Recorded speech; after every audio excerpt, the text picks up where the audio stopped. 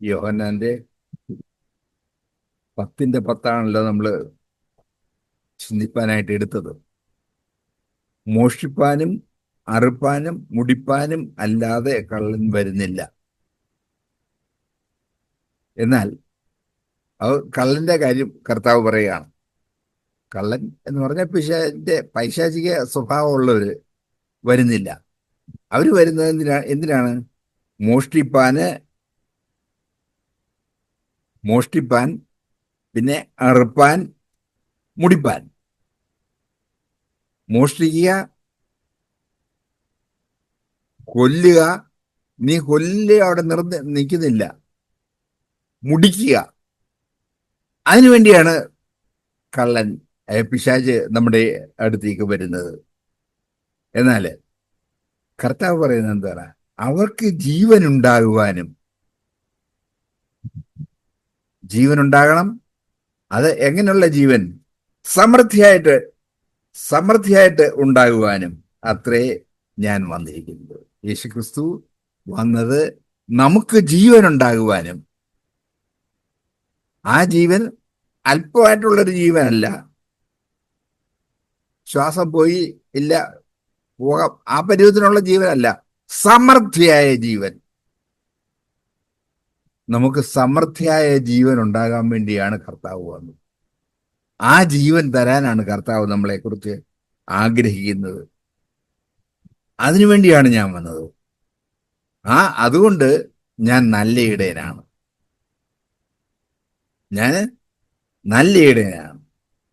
ആ നല്ല ഇടയൻ നമ്മളെ നടത്താൻ വിശ്വസ്തനാണ്. ആ കർത്താവിന്റെ കയ്യില് നമ്മളെ പൂർണ്ണമായിട്ട് നമ്മൾ വിട്ടുകൊടുക്കണം. ആ കർത്താവ് നമ്മളെ നടത്തും. അവന് നടത്താൻ കഴിയും. അവൻ വിശ്വസ്തനാണ്. അവന്റെ കയ്യിൽ നമ്മളെ വിട്ടുകൊടുക്കണം. ആ ഒരു ജീവിതത്തിലേക്കാണ് നമ്മളെ വിളിച്ച് വേർതിരിച്ചിരിക്കുന്നത്. ഒരു ക്രിസ്ത്യാനിയാണ് എന്ന് പറഞ്ഞ് ആ പേര് പറഞ്ഞ് ജീവിച്ചു പോകാൻ വേണ്ടി അല്ല. യേശുക്രിസ്തു ഈ ലോകത്തിലേക്ക് വന്നത് നമുക്ക് ജീവൻ തരാൻ വേണ്ടിയാണ്. ആ ജീവൻ അങ്ങനെ ഒരു ജീവനല്ല, അത് സമൃദ്ധിയായ ജീവൻ. പേരിനുള്ള ജീവനല്ല, മയങ്ങിക്കിടക്കുന്ന ജീവനല്ല. ഇത് സമൃദ്ധിയായ ജീവൻ തരുന്നതിന് വേണ്ടിയാണ് ഈ കർത്താവ് വന്നത്. ആ കർത്താവിന്റെ അതേ സ്വഭാവമായിരിക്കണം കർത്താവിന് പകരം നമ്മളെ ഇപ്പോ ഈ ദേശത്ത് വെച്ചിരിക്കുന്ന കർത്താവിന്റെ ആഗ്രഹം. അപ്പോ നമ്മളെ ഇടപെടുന്നവർക്ക് നമ്മൾ എന്ത് കൊടുക്കണം? നമ്മൾ കൊടുക്കേണ്ടത് ജീവൻ, ലൈഫ്. നമ്മളെ സ്പർശിക്കുന്നവര് അവർക്ക് ജീവൻ ലഭിക്കണം. നാം ഇടപെടുന്നവര് അവർക്ക് ജീവൻ ഉണ്ടാകണം. അതെങ്ങനെയുള്ള ജീവൻ? സമൃദ്ധിയായ ജീവൻ. ആ ഒരു ജീവിതമാണ് നമ്മൾ നടത്തേണ്ടത്. അങ്ങനെയുള്ള ഒരു ജീവിതം നയിക്കാനാണ് കർത്താവ് നമ്മളെ ഇവിടെ ആക്കി വെച്ചിരിക്കുന്നത്. യേശുവിന് പകരമാണ് എന്നെ ഈ ദേശത്ത് നിർത്തിയിരിക്കുന്നത്. എന്നെ എന്ന് ഞാൻ പറഞ്ഞപ്പോ ഇവിടെ ഇരിക്കുന്ന ഓരോരുത്തരുമായിരിക്കുന്ന സ്ഥാനത്ത് ആക്കി വെച്ചിരിക്കുന്നത് യേശുവിന് പകരമാണ്. അപ്പോ ആ യേശു എങ്ങനെ ചെയ്യുമായിരുന്നു? ആ കാര്യമാണ് നമ്മൾ ചെയ്യേണ്ടത്. അപ്പൊ മാത്രമേ ഈ യേശു ലോകത്തിലേക്ക് വന്നത് നമ്മളെ രക്ഷിച്ചതിന്റെ പ്രയോജനം ലോകത്തിന് ലഭിക്കുന്നുള്ളൂ. കർത്താവ് വന്ന്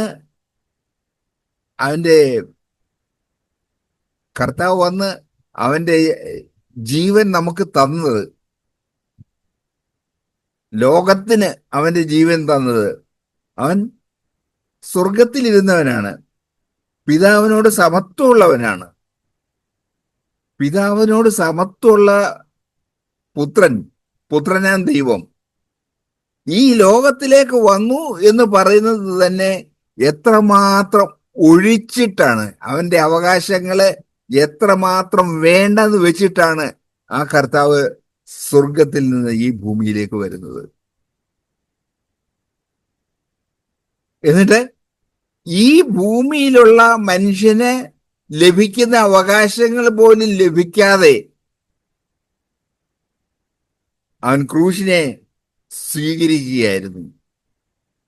ക്രൂശിലെ മരണം അവൻ തെരഞ്ഞെടുക്കുകയായിരുന്നു. അവൻ അതിനെ വേണ്ടാന്ന് വെച്ചില്ല. നിങ്ങൾ അന്വേഷിക്കുന്നത് ആരെയാണ്?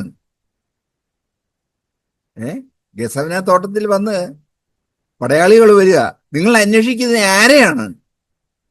കർത്താവ് ചോദിക്കുന്നത്. അവര് പറഞ്ഞു, നസ്രയനായ യേശുവിനെ. അയ്യോ, അതോ, ഞാൻ തന്നെ. അപ്പോഴ് ആ ഭടന്മാരെന്താ, അവര് പുറകോട്ട് വീണെന്നാണ് നമ്മൾ വായിക്കുന്നത്. അത്രമാത്രം ശക്തിയുള്ള കർത്താവ്, അത്രമാത്രം കഴിവുള്ള കർത്താവ്. ആ കർത്താവ് ഈ ലോകത്തിൽ വന്ന് നമ്മുടെ പാപത്തിന് പരിഹാരമായിട്ട്, എനിക്ക് പകരമായിട്ട് കർത്താവ് ക്രൂശിൽ മരിച്ചു. എന്നെ സകല പാപത്തിൽ നിന്ന് സ്വതന്ത്രരാക്കാൻ, ഞാൻ അനുഭവിക്കേണ്ട ശിക്ഷ മുഴുവൻ അവൻ അനുഭവിച്ചു. ഈ കർത്താവിൻ്റെ പ്രവൃത്തി എത്രമാത്രം വലുതായിരുന്നു, എത്രമാത്രം വലുതായിരുന്നു. ആ വലിയ പ്രവൃത്തി നമ്മൾ മനസ്സിലാക്കുവാനും അതിനെ ഫോളോ ചെയ്യുവാനും നമ്മളുടെ സമശിഷ്ടങ്ങൾക്ക് അത് നമ്മൾ കൊടുക്കാൻ തയ്യാറായിരിക്കണം. ഞാൻ ആരുമായിട്ട് ഇടപെടുന്നോ അവർക്ക് അവര് ഈ യേശുവിനെ കാണണം. ഇല്ലെന്നുണ്ടെങ്കിൽ ഞാൻ ജീവിക്കുന്ന ജീവിതം കൊണ്ട് യാതൊരു പ്രയോജനവും ദൈവത്തിനില്ല. ഈ യേശുവിനെ ലോകത്തിന് കൊടുക്കാൻ വേണ്ടിയാണ് നമ്മളെ ഓരോരുത്തരെ ആക്കി വെച്ചിരിക്കുന്നത്. ഓരോ സ്ഥാനത്ത് നമ്മളെ ആക്കി വെച്ചിരിക്കുന്നത് അതിനു വേണ്ടിയാണ്. അതുകൊണ്ട് നമ്മളുടെ ജീവിതത്തെ ക്രമപ്പെടുത്താനായിട്ട് എത്രമാത്രം പ്രയാസമായാലും അത് ക്രമപ്പെടുത്തുവാനും യേശുവിന് പകരം നമ്മൾ ഈ ലോകത്തില് ഞാൻ ആരെ എല്ലാം ആരുമൊക്കെ ആയിട്ട് ഇടപെടുന്നോ അവർക്ക് യേശുവിനെ ലഭിക്കണം. അപ്പോൾ മാത്രമേ എൻ്റെ ജീവിതം കൊണ്ട് അവർക്ക് പ്രയോജനം ഉണ്ടാകുന്നുള്ളൂ. അങ്ങനെ ഒരു ജീവിതം നയിക്കാനായിട്ട് നമ്മൾ ഓരോരുത്തരും ഉത്സാഹിക്കുക. ആ ഒരു ജീവനാണ്, ആ ജീവൻ നമ്മൾ കൊടുക്കണം. അതിന് നമുക്ക് കർത്താവ് നമ്മളെ സഹായിക്കട്ടെ. കർത്താവിൻ്റെ കൃപ നമ്മളോട് കൂടെ ഇരിക്കട്ടെ. നമ്മളെ ആ സത്യജീവനിലേക്ക് നയിക്കുവാൻ ഇടയായി തീരട്ടെ. കേവലം നമ്മുടെ അല്പമായ ജീവൻ കൊണ്ട് തൃപ്തരായിട്ടിരിക്കാനായിട്ട് കഴിയും. എന്നാ നമ്മളെ ഓരോരുത്തരെയും ദൈവം ഓരോ ആഴ്ചയും വെല്ലുവിളിക്കുന്നത് ഒരു സമൃദ്ധമായ ജീവനിലേക്കാണ് എന്ന് ഞാൻ മനസ്സിലാക്കുമ്പോഴാണ്, ഞാൻ എന്നെ തന്നെ ശോധന ചെയ്യുമ്പോഴാണ് കർത്താവ് ജീവിതത്തിന്റെ അനേകം സാഹചര്യങ്ങളെയും മറ്റുള്ളവരുടെ ഇടപാടുകളിലൊക്കെ എനിക്ക് വാസ്തവത്തിലുള്ള ദൈവിക ജീവന്റെ എത്ര കുറവ് എൻ്റെ ജീവിതത്തിലുണ്ട് എന്ന് നമുക്ക് നമ്മളെ തന്നെ ശോധന ചെയ്യുമ്പോൾ അറിയാം. നമുക്ക് ആ യേശുവിലുള്ള ജീവന്റെ അഭാവം നമ്മളിൽ എത്രയുണ്ട് എന്നാൽ അവിടെ നമ്മുടെ ആ ഡെഫിഷ്യൻസി, നമ്മുടെ ഇല്ലായ്മയെ കണ്ട് അവിടെ നമ്മളെ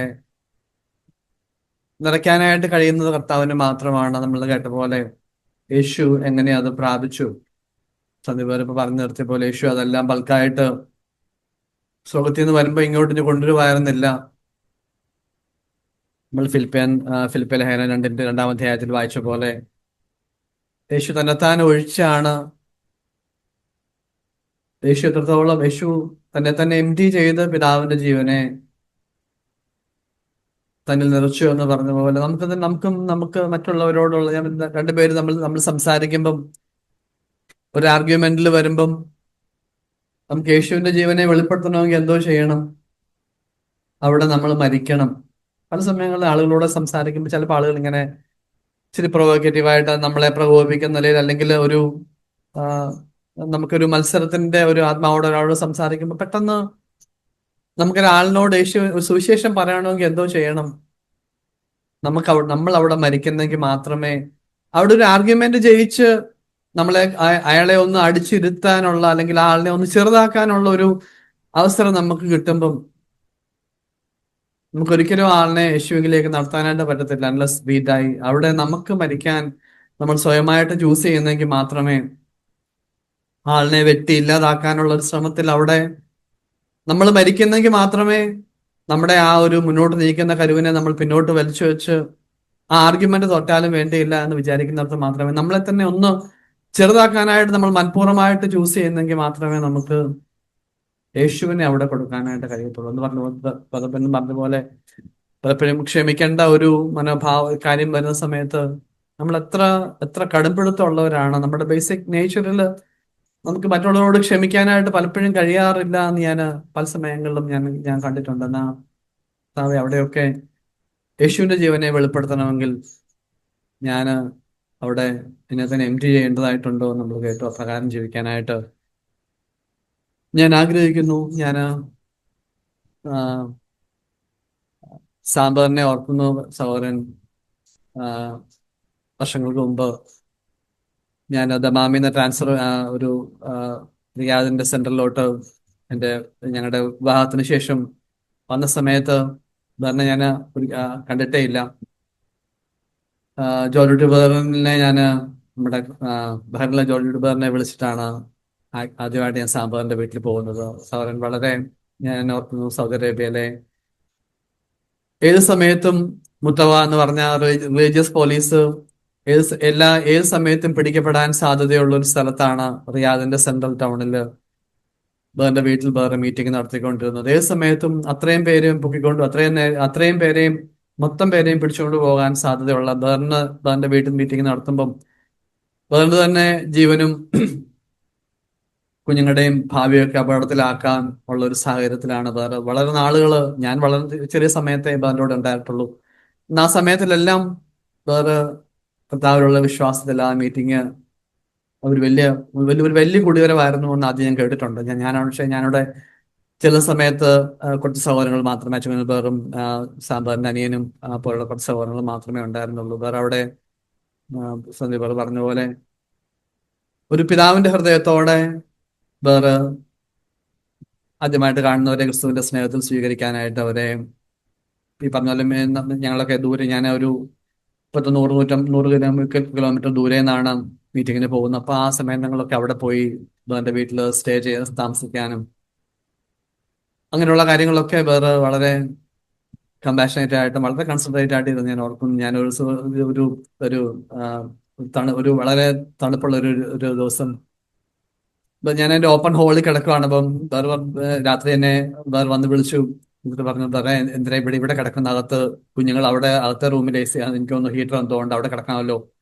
കുഞ്ഞുങ്ങളോട് അവിടെ കിടന്നു, ഇപ്പത്തെ ബെഡിൽ കിടക്കാം. കഴിയുമ്പോ അവിടെ തൻ്റെ കൂടെ വരുന്ന ഒരാള് എന്നെ ഏറ്റവും ബെസ്റ്റ് ആയിട്ട് കെയർ ചെയ്യുന്നതിനും ഒരു ക്രിസ്തുവിന്റെ സഹോദരൻ നിലയിൽ മറ്റുള്ളവരെ സ്വീകരിക്കുന്നതിനൊക്കെ വേറെ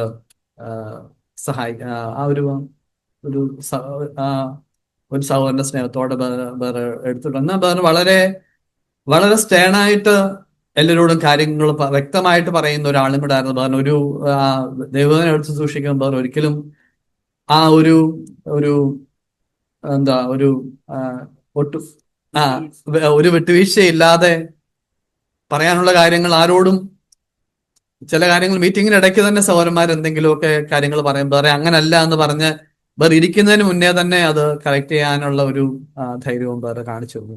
അങ്ങനെയുള്ള പല സഹോദരന്മാരുടെയും ശക്തമായ അവര് ക്രിസ്തുവിന് വേണ്ടി വീട് തുറന്നു വെക്കുകയും അനേകരെ സ്വീകരിക്കുകയും ചെയ്തതുകൊണ്ടാണ് റിയാദിൽ നിന്ന് അങ്ങനെ ഒരു സഭ സ്ഥാപിക്കാനായിട്ടും മുന്നോട്ട് പോകാനായിട്ടും എന്നെ പോലെ ഉള്ള ആളുകളെ സ്വീകരിക്കാനായിട്ടൊക്കെ വേറെ കാണിച്ച ആ സ്നേഹത്തെ ഞാൻ ഓർക്കുന്നു.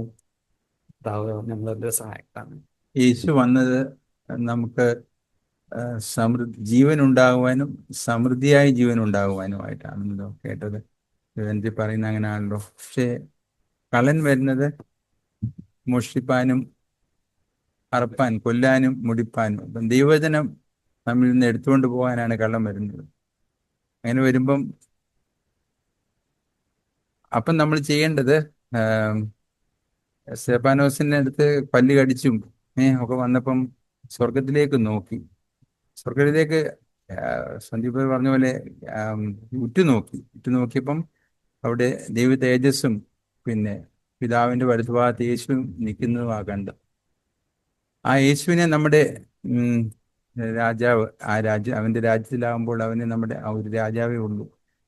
അപ്പോൾ ആ രാജാവ് നമ്മുടെ രാജാവാകുകയും അവന്റെ നീതി നാം ഏറ്റെടുക്കുകയും ചെയ്യുമ്പോൾ സമൃദ്ധമായ ജീവിതം നമുക്ക് ലഭിക്കുന്നു. മറ്റുള്ളവരോട് നമ്മൾ ഇടപെടുമ്പോഴും അവർക്ക് നമ്മൾ ആ ജീവൻ പകർന്നു കൊടുക്കണം. ഈ പരിശുദ്ധ ആത്മാവ് വിശുദ്ധ ആത്മാവാണല്ലോ. പരിശുദ്ധിയിൽ ജീവിക്കാൻ ദൈവം നമ്മളെ സഹായിക്കും. അതിനുവേണ്ടി പ്രാർത്ഥിക്കാൻ നമ്മളെ സഹായിക്കും. കർത്താവിന്റെ സ്തോത്രം. ഇന്ന് കേൾപ്പിച്ചായ വചനം യോഹന്നാന്റെ സുവിശേഷം 10:10 ഒന്ന് വായിക്കാൻ ഞാൻ ആഗ്രഹിക്കുകയാണ്. The thief does not come except to steal and to kill and to destroy. I have come that they may have life and that they may have it more abundantly. I am the good shepherd, and the good shepherd gives his life for the sheep. കർത്താവ് വന്ന എന്തിനു വേണ്ടിയാണെന്നുള്ളതാണ് ഇവിടെ പറഞ്ഞിരിക്കുന്നത്. കർത്താവിൻ്റെ ജീവൻ നമുക്ക് തരുന്നതിന് വേണ്ടിയാണ്. ആ ജീവന്റെ സ്വഭാവങ്ങൾ ചില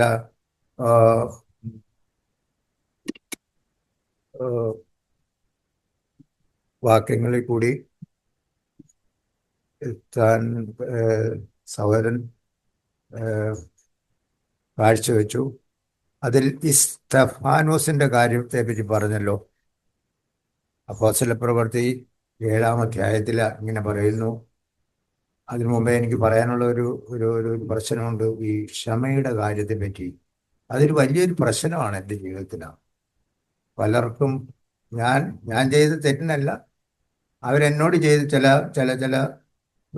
പ്രവർത്തികൾ ചെയ്ത് ചില ആൾക്കാർ, എൻ്റെ സഹോദരന്മാരും മറ്റു ചിലരൊക്കെ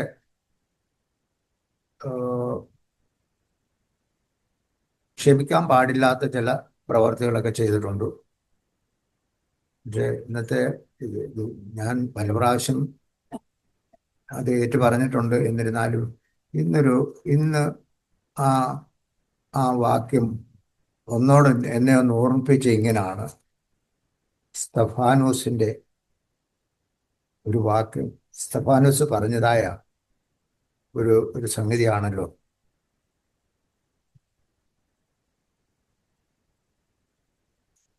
സ്തെഫാനോസ് അപ്പോസ്തലപ്രവൃത്തി 7:51 മുതലുള്ളതായ കാര്യങ്ങളാണ് അവിടെ പറയുന്നത്. You stiff necked and uncircumcised in heart, അതായത് തലക്കനമുള്ളവർ, അൺസർക്കംസൈസ് ഇൻ ഹാർട്ട് പറയാൻ അതറിയാമല്ലോ എല്ലാവർക്കും. And heart and ears, you always resist the Holy Spirit as your fathers did so do you.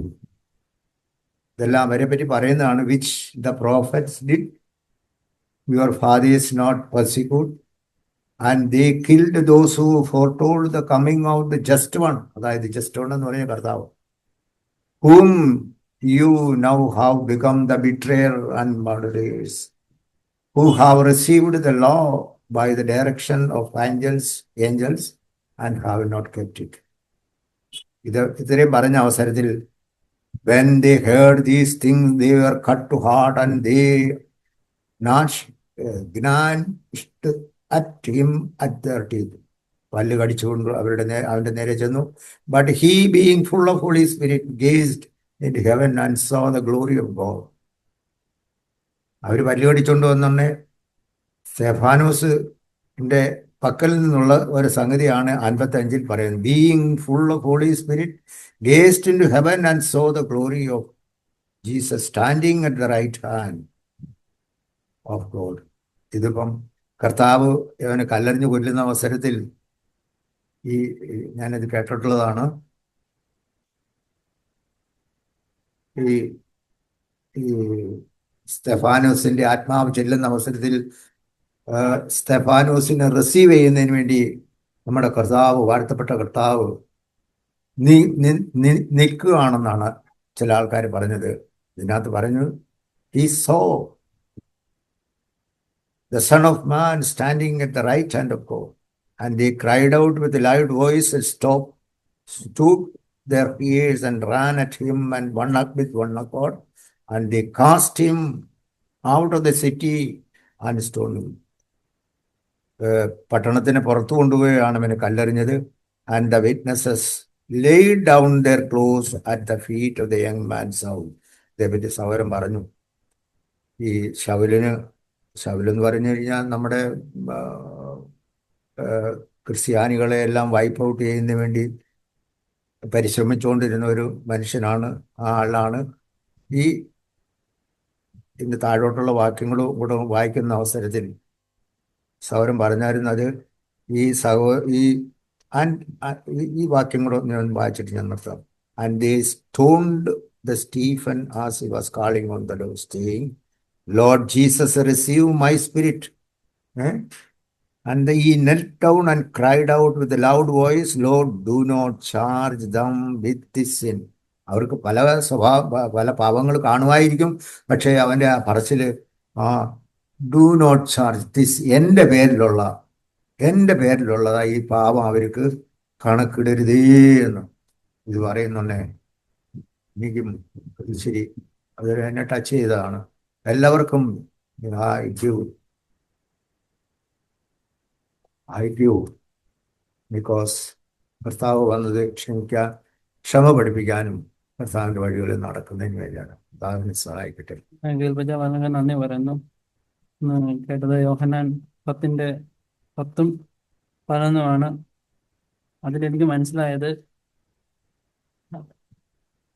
മോഷ്ടിപ്പാനും അറുപ്പാനും മുടിപ്പാനും അല്ലാതെ കള്ളം വരുന്നില്ല.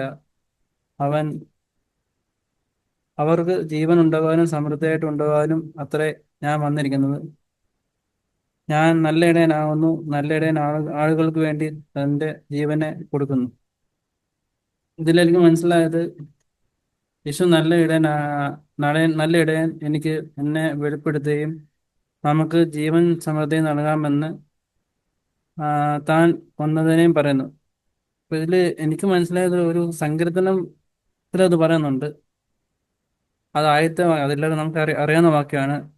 യഹോവ എൻ്റെ ഇടയനാകുന്നു, എനിക്ക് മുട്ടുണ്ടാകുകയില്ല എന്ന വിശ്വാസത്തോടെ പ്രഖ്യാപിക്കുന്നു. അത് കുറേ വചനമുണ്ട്, പക്ഷെ ഞാൻ അത് ഒത്തിരി എടുക്കുന്നില്ല.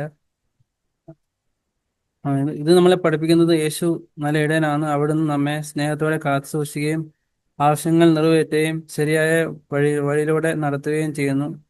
അതിനാൽ നല്ല ഇടയനായ യേശുവിനെ ആശ്രയിക്കുന്നവർക്ക് യഥാർത്ഥ ജീവനവും സമാധാനവും പ്രത്യാശയും ലഭിക്കും. ഇന്നാണെങ്കിൽ നമ്മൾ പറഞ്ഞ അത് ലൈക്ക് അബൌട്ട് എത്രത്തോളം ഞാനാണെങ്കിൽ എൻ്റെ ലൈഫിൽ ഇനിയും അതായത് ഈ സമൃദ്ധി എന്ന് പറഞ്ഞ വാക്കിന് അർത്ഥം എനിക്ക് ആദ്യം അറിയത്തില്ലായിരുന്നു. പിന്നെ തപ്പിയപ്പോഴാണ് മനസ്സിലായിരുന്നു. സോ ലൈക്ക് നമ്മൾ എത്രത്തോളം നമ്മളെ ആ ഒരു ഫുള്ളായിട്ട് നമ്മുടെ ആ ഒരു സ്പിരിച്വാലിറ്റി നമ്മൾ ആ ഒരു ഫുള്ളോട് നമ്മൾ അറ്റൈൻ ചെയ്തിട്ടുണ്ടോ അതോ ഇല്ലയോ. So it was actually reminder. അതായത് എത്രത്തോളം ഞാൻ എപ്പോഴും ലാക്കിംഗ് ആണ്. സോ അതൊരു അങ്ങനെ റിമൈൻഡർ ഉണ്ടായിരുന്നു. ആൻഡ് ദെൻ സ്റ്റീഫന്റെ ഈ സ്റ്റോറീസ് ലൈക്ക് എപ്പോഴും എന്നെ എൻകറേജ് ചെയ്യുന്നൊരു കാര്യമാണ്. ഐ മീൻ ലൈക്ക് എന്നെ ഓർക്കുമ്പോഴൊക്കെ എന്നെ എൻകറേജ് ചെയ്യുന്ന ഒരു കാര്യമാണ്. അപ്പൊ അതായത് ഇപ്പം ഞാൻ എപ്പോഴും ഇങ്ങനെ ഇപ്പൊ അവിടെ നിന്നപ്പോഴും ഞാൻ ചിന്തിക്കുമായിരുന്നു, how close am I to becoming like Stephen. അപ്പം ലൈക്ക് എന്താ ഇപ്പം എനിക്കും ആ സിറ്റുവേഷൻ വരുവാണെങ്കിൽ ഇപ്പം ആ ഒരു നിമിഷത്തിൽ ഇപ്പം അങ്ങനെ ഒരു ഇപ്പം നമ്മൾ ഇപ്പോഴത്തെ കാലം ആരും കല്ലൊന്നും എടുത്തറിയത്തില്ല. ആൾക്കാരിങ്ങനെ നമ്മളെ കളിയാക്കുന്നതന്നെ മതി. ഇപ്പം ആൾക്കാരുടെ മനസ്സ് നോവാൻ വേണ്ടി അപ്പം ഫിസിക്കൽ അബ്യൂസ് വേണമെന്നൊന്നും ഇല്ലല്ലോ. മെന്റലി നമ്മളെ അയാൾക്കുവാണെങ്കിൽ മനസ്സുകൊണ്ട് പറയാൻ പറ്റുമോ, ലൈക്ക് ദൈവമേ അവരോട് ക്ഷമിക്കണേ, അല്ലെങ്കിൽ അവരെ എനിക്കായിട്ട് തന്നെ ഫോർഗീവ് ചെയ്യാൻ പറ്റുമോ എന്ന് ഞാനിങ്ങനെ ചിന്തിക്കുമായിരുന്നു. സോ അതിലൊക്കെ എൻ്റെ ലൈഫിൽ ഒരു ഇമ്പ്രൂവ്മെന്റ് വേണമെന്ന് എനിക്ക് ഭയങ്കര ആഗ്രഹമുണ്ട്. So I ask you to pray for me. കർത്താവ് നമ്മളോട് ക്ഷമിച്ചതുപോലെ ക്ഷമിക്കാനും കർത്താവ് ഞങ്ങളെ കൈക്കൊണ്ടതുപോലെ കൈക്കൊള്ളാനും എന്ന് പറഞ്ഞ കർത്താവിന്റെ സഹായം ഉണ്ടെങ്കിലേ അത് പറ്റത്തുള്ളൂ. പിന്നെ ദൈവത്തിന്റെ രാജ്യവും നീതിയും അന്വേഷിച്ച് ജീവിക്കാനും നല്ല മനസാക്ഷി കൊണ്ട് ജീവിക്കാനും ആഗ്രഹിക്കുന്നു. അതിന് കർത്താവ് എന്നെ സഹായിക്കും. ഇന്നെനിക്ക് മനസ്സിലായത്, ഒരു നീതിയുള്ള ജീവിതം ജീവിക്കാൻ യേശുവെ പോലെ ജീവിക്കണം. ഇങ്ങനെ WWJD എവിടെയാണെന്ന് വായിച്ചത് ഓർമ്മയില്ല, പക്ഷെ what would Jesus do എന്ന് ഓർമ്മയുണ്ട്. കുറച്ച് ദിവസം മുമ്പ് ഞങ്ങൾ The Silent Years of Jesus എന്ന ഒരു വീഡിയോ കാണുമായിരുന്നു. അതിനകത്ത് കണ്ടപ്പോൾ യേശുവിന് 12 വയസ്സായിരുന്നപ്പോൾ യെരുശലേമിൽ എൽഡേഴ്സും ഹൈപ്രീസ്റ്റിന്റെ അടുത്ത് അറിഞ്ഞപ്പം യേശുവിനെ വേണമെങ്കിൽ ഞാനാണ് മെഷിഹ എന്ന് പറയാമായിരുന്നു, പക്ഷെ പറഞ്ഞില്ല.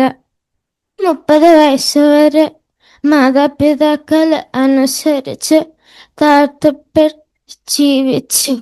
അതുപോലെ എനിക്കുമായിരിക്കണം.